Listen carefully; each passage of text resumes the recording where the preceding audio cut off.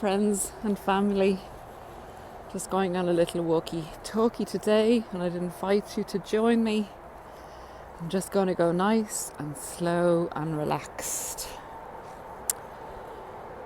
It's Thanksgiving in America today, but I'll be posting this video in a week or two.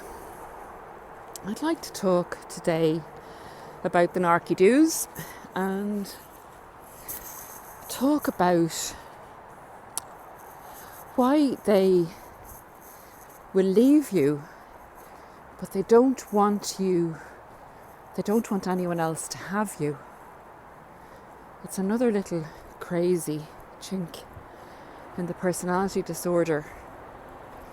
I mean, in a normal relationship, you break up with someone, they genuinely would wish you well, and you probably still have some feelings for them and maybe even develop a friendship, but at the very least they would wish you happiness and wish you to meet somebody else and have a good life. Not so with the narc. Mr. or Mrs. Narc collect people, collect souls, and they don't want to be ever left without an option. So how do they build this into the manipulations? I think it's subconscious. Some of it's conscious, but a lot of it's subconscious. They hedge their bets and they want to bank you because you were a big part of their investment portfolio. I mean, we do sometimes credit the narcs with, being like film stars, going out and being able to pick and choose at a moment's notice a fantastic person like you, someone who's an empath or super empath and has all those qualities that the narcissist is looking for, is beautiful and kind and giving.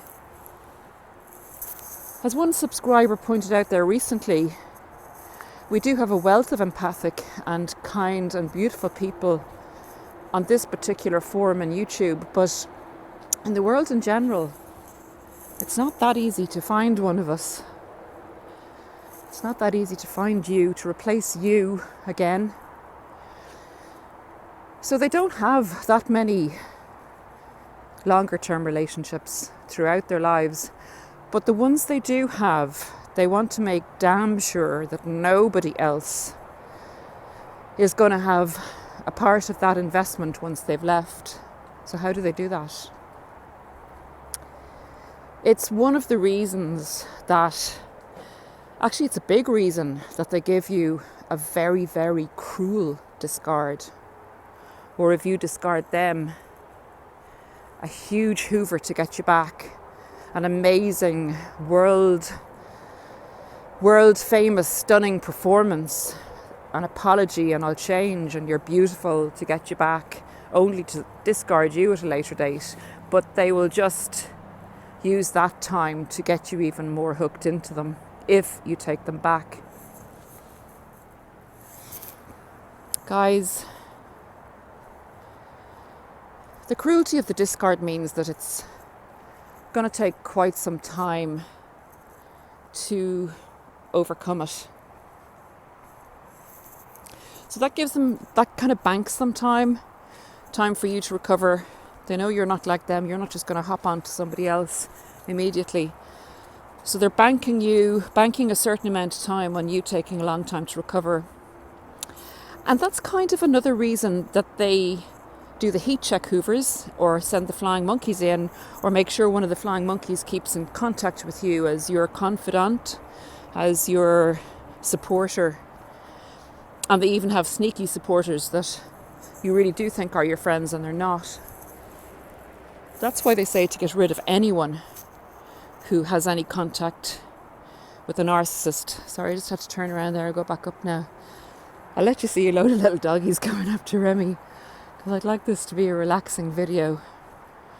He's getting into trouble now, so I might stop it in a minute and rejoin you in a few minutes. Okay, back to you now, guys. That was a bit of an overwhelming amount of dogs for Remy to meet.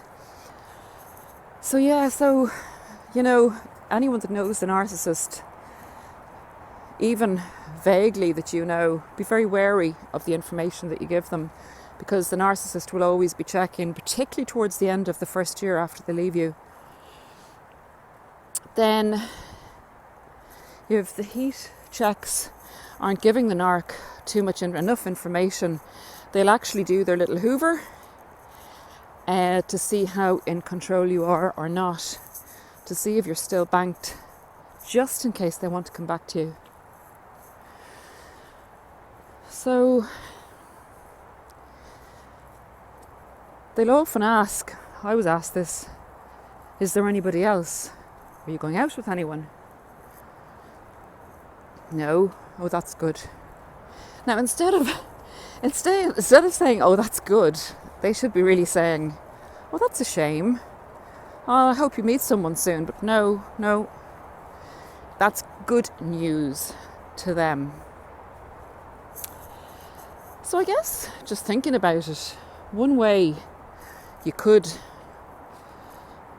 deflect a hoover would be, I suppose, to feed some false information out and to get the word around to say that you are actually with someone. However, this has its difficulties as well. If you do suspect someone of being a flying monkey, if you give them a piece of information like that and wait and see if there is a response, although you don't want to be playing narky kind of games, but if you want to find out if somebody's a flying monkey, if you feed them a bit of information that's not going to do you any harm, and it comes back to you in some way, or there's some type of a reaction, it's a good way to find out whether the person is actually being loyal to you or not. So yeah, they don't want you to be with anybody else. So it is something they weigh up.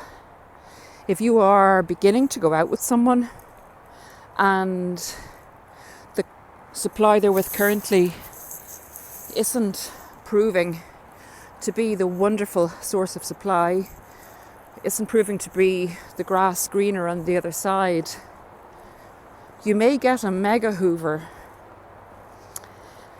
And if you fall for that, just as you're starting to go out with someone else, and that's a difficult process because you're wary, you're hypervigilant sometimes after the narcissistically abusive relationship, and you're suffering from PTSD.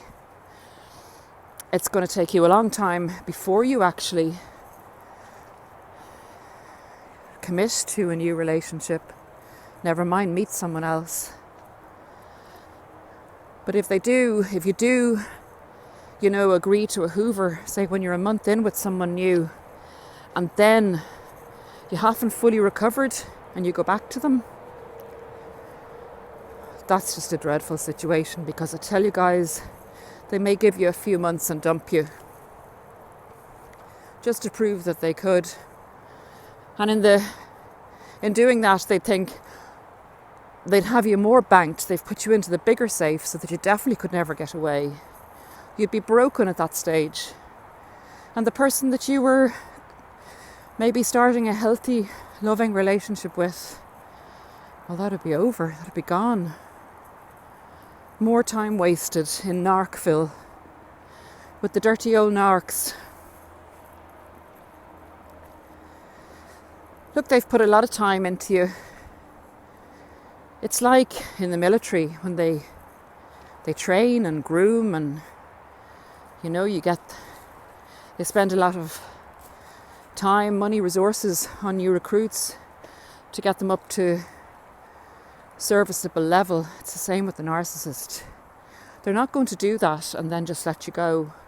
I mean, if you think about what the narc values, they value themselves highly. They value their time. They value their supply sources, your fuel, your oxygen to them. They need to bank you just in case. They do not want to hear, come on, Rem. They do not want to hear that you're interested or going out with someone else. And also, how could you think that there was somebody better out there than them. That's like another narc injury. It's kind of like from an ego, a real big ego point of view, that once you love them, you'll never love again. That kind of magical thinking. And you know, it is hard to love again. So they know what kind of a hold they have on you, unless you get the knowledge and you can heal yourself and you know what you're dealing with. So guys, yeah, they don't want you to recover. They definitely don't. Not only do they not want you to recover, they never want you to go on to anybody else. Be quite happy to have you banked forever. Don't let that happen to us. There's another beautiful dog coming along. And every time a dog comes along, Remy gets down like that. And then he jumps up and he plays with them. He's funny. Anyway, it's lovely watching dogs. It's lovely smelling the smells in this delicious forest. There was some eucalyptus trees back there a while ago, and it's like a cool, beautiful cologne smell of leaves and trees and fresh air. Really nice. Okay guys, I'm going to shut off here. Have a great day. Bye from me and bye from Rem.